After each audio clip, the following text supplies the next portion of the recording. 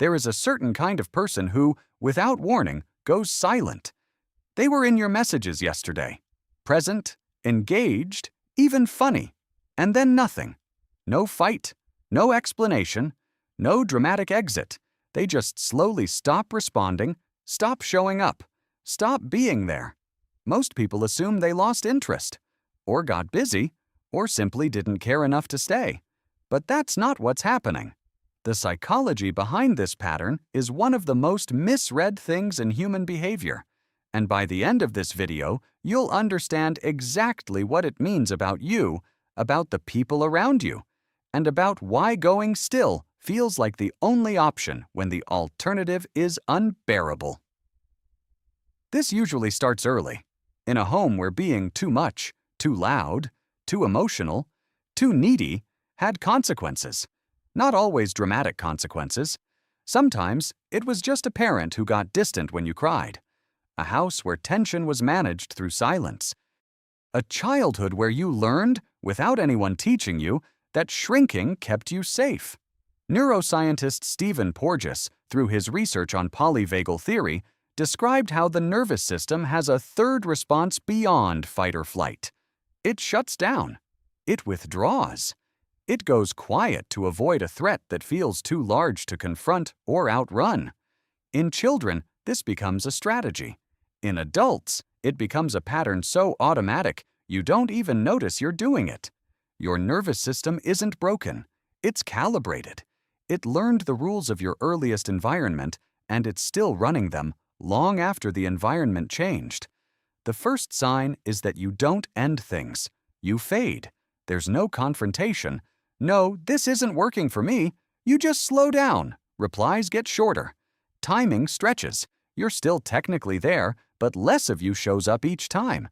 Until one day, you realize you haven't answered in 3 weeks, and the silence has made the decision for you. Researcher Pete Walker, who has written extensively on complex trauma, calls this the fawn freeze collapse. When direct communication feels dangerous because historically, directness led to conflict, rejection, or punishment, the nervous system roots around it. The exit is built without a door. There's no confrontation because your body registers confrontation as a threat. The cost is that no one ever really knows why you left, including, sometimes, you. And that connects directly to something even harder to name. The second sign is that you become harder to reach right when things get serious. Not when things are bad, when things are good. When someone gets close, when the stakes go up, when connection starts to feel real, that's when the pull to step back gets strongest. Daniel Siegel, in his work on interpersonal neurobiology, described how early attachment injuries shape what he called the window of tolerance.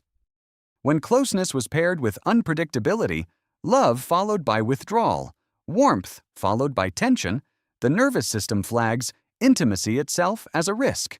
You're sitting with someone you genuinely like. Your chest tightens.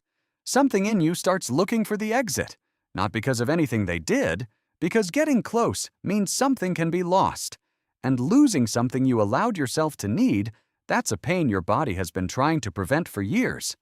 The third sign is that you go still inside before you go still for anyone else. Before someone notices you've withdrawn, you've already withdrawn inside. Responses feel mechanical. You're present in the room, but you can't find yourself in it. You answer questions, you make the right face, you say the right things. But there's a distance between you and the moment that you can't close. This is what the ACE study, the Adverse Childhood Experiences research by Felitti and Anda, found when tracking adults who grew up in chronically stressful homes. The disconnection becomes habitual. The internal experience gets muted because feeling things fully when feelings weren't safe was a liability. You didn't go numb to be difficult. You went numb to survive. Stop for a second.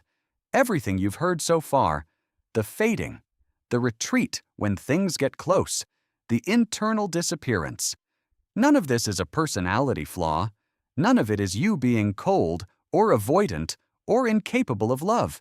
It is your nervous system doing exactly what nervous systems do, protecting you from a threat that no longer exists, using tools that were built for a much younger version of you.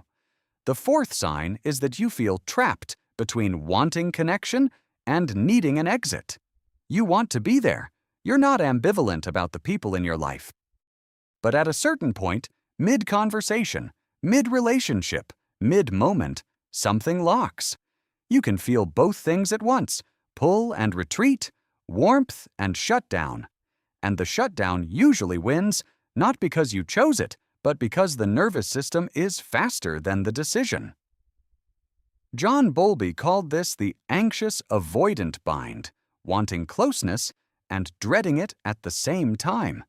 The fear of abandonment and the fear of engulfment coexist, which means connection always has a cost in either direction.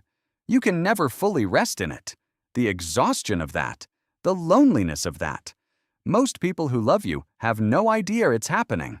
The fifth sign is that going still feels like protecting them, not abandoning them. This one is hard to say out loud. It's 11 p.m., and you're staring at a message from someone who genuinely loves you, and you still can't type back. Part of the reasoning, the part running under the surface, is that you are doing them a favor. You are messy.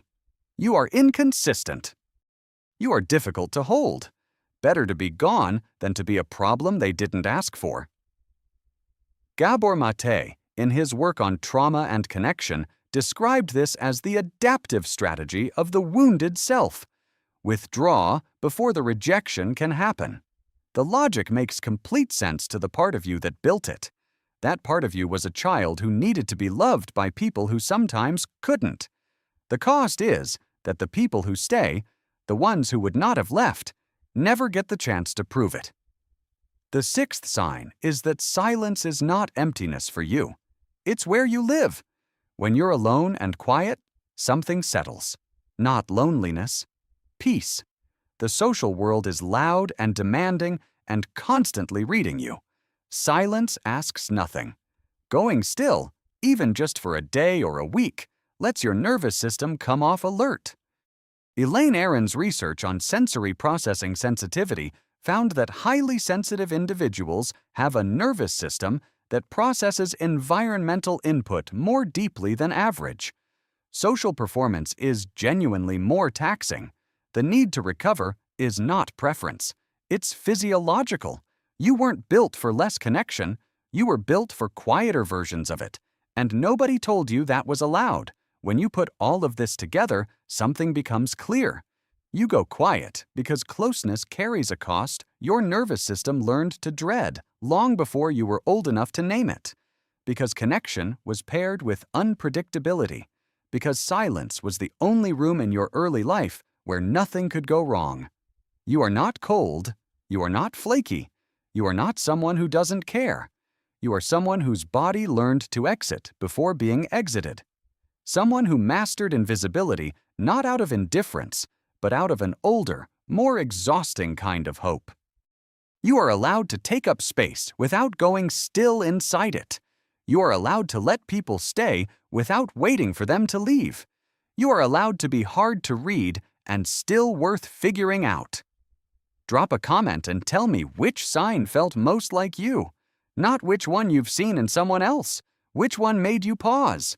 I want to know who's here. You came to this video for a reason. That reason is enough.